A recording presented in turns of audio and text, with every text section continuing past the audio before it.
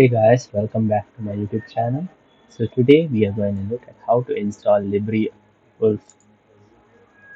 So let's fire up our web browser, search for Libre Wolf, visit their official website at librewolf.net,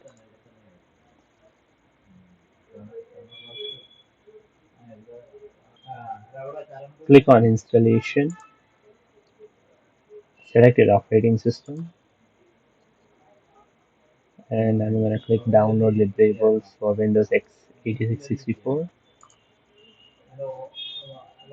save the executable file.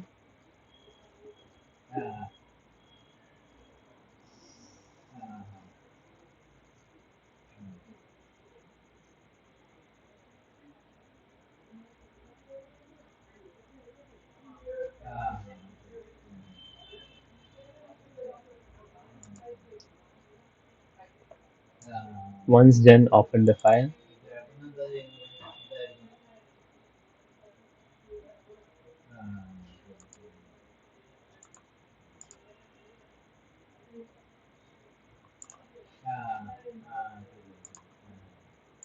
So while opening the file, if you get something like this, click on more info and click on run anyway.